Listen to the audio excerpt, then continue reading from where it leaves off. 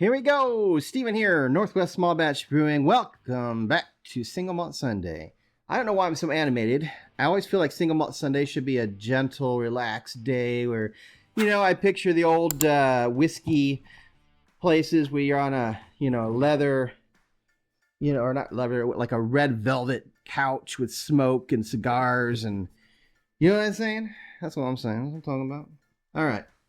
This is Highland Park 12. Highland Park 12. I have not had this one for a very long time, but I wrote down some very interesting notes, and we'll see if I still agree from the last time I tried it. It's an old distillery. It's obviously from Scotland in the Highland region, 1768. So they've been around for a while. This one's 43%, so I'm probably not going to need this water, I'm guessing, but we'll see. It is an interesting bottle. Shape's a little different than anything else. It's got all these etchings on it, which is also interesting. And yeah, there's a smell I can smell already from it that reminds me of another whiskey. So that's interesting. They don't say anything about whether it's got coloring, but I think we can clearly agree that it probably does.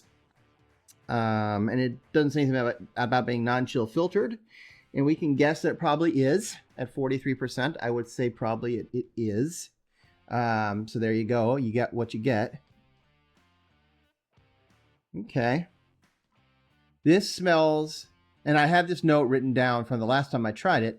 This smells suspiciously like Dalmore. I can't explain. It's sort of like an apple smell, I suppose, but it's a very specific smell that, once you smell like the Dalmore, you're like, oh, that's different. I haven't smelled that in another whiskey until you smell this one, and you're like, oh, there it is again. By the way, you can definitely smell the oak. The oak. Of course, there's oak. The grain on this one is pretty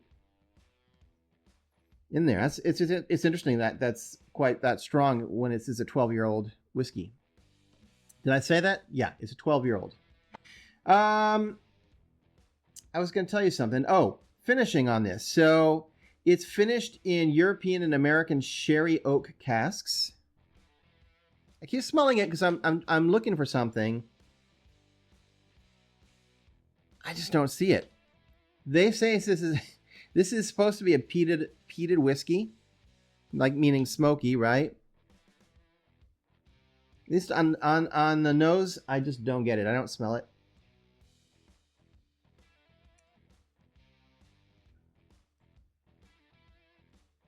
Super smooth, very smooth. I even had that written down the last time I tried it. Super, super, super, super smooth. I think is what I wrote. And I would agree, it still is. And it's probably because it's 43%. There's very little ethanol burn. I say you get some orange flavor. Heavier on the honey. I think there's a lot of honey flavor. I'm not getting any smoke. I got to be honest with you. Now, keep in mind, the smokiness, the peatiness of whiskey does dissipate over time. So it could be that the longer you have a whiskey sitting on your shelf, the less smoky it will probably become, is my understanding.